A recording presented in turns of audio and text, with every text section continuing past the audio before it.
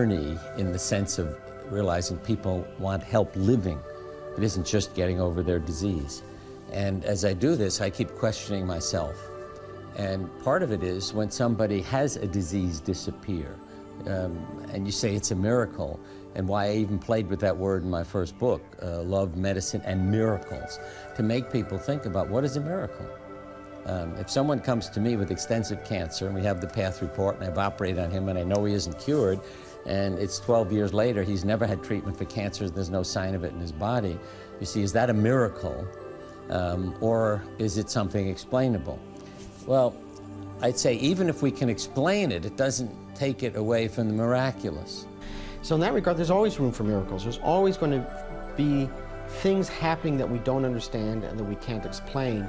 And it doesn't mean that the people who experience those things are crazy or that they're religious fanatics, but there are things going to happen that we don't understand. And if they strike you as a miracle, then we need to take that seriously.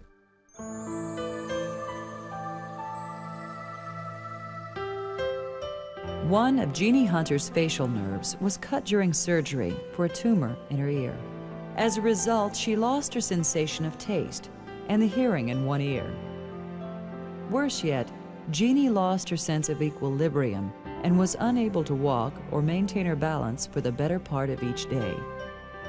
And I significantly changed my lifestyle to be just on a couch or in bed for most of the day and most of the evening. That was not a very acceptable lifestyle, so I consulted a second physician who offered me no more hope. After 4 years of suffering, losing her career and marriage as a result of her inability to function normally, Jeannie attended a healing service.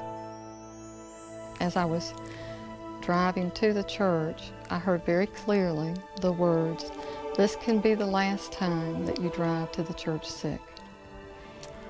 And I was getting kind of excited because I knew that was not my thought. And then when I got to the church and began to open the door, I heard the words again, "This can be the last time you walk through this door sick." Now I sat and listened to her service, and she talked about the Holy Spirit.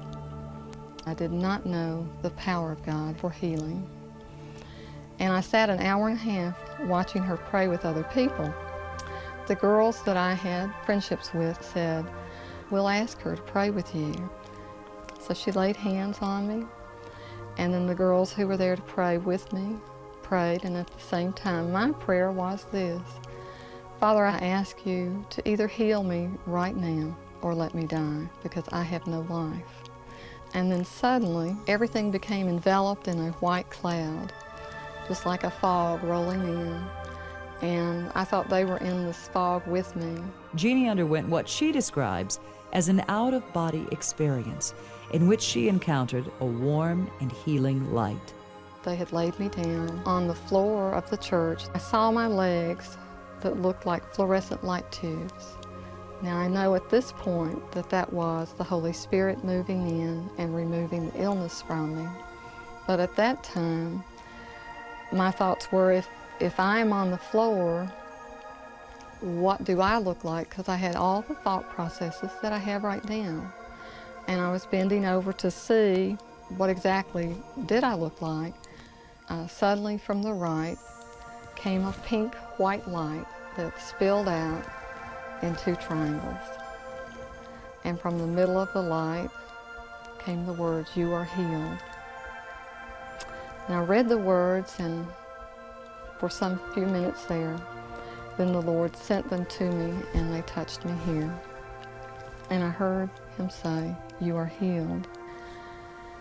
And then when I awakened, on the floor, everyone was around me that had started praying with me. My hearing aid had come out of my ear. It was lying on top of my skirt. And I was trembling with just a tremendous amount of surging that continued because the illness had gone and all of the things that had been wrong were restored. I received my balance back, my hearing was restored, and the taste grew back.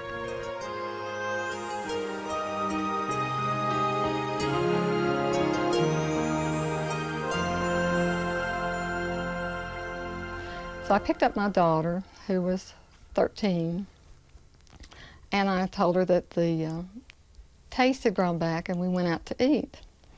So while she had ordered a French vanilla ice cream, banana, pineapple drink, I'll never forget it, because the minute that I took a little sip of this, it was like putting 15 Starbursts in your mouth, and they just explode. And I was going, bananas, look, bananas are back. And I'm going up, I just get up out of the table and run up and down the side of this restaurant where no one understands that I'm just now tasting for the first time in 4 years.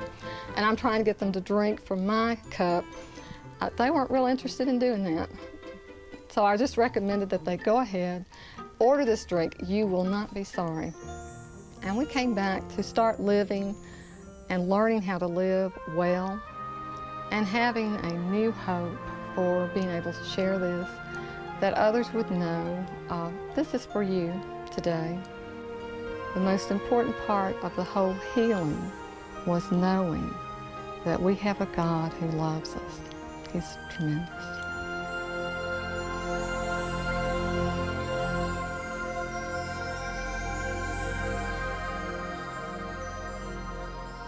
In Monterrey, Mexico, a young woman had a tumor that she described as being about this big in a lower abdomen, and we prayed with her.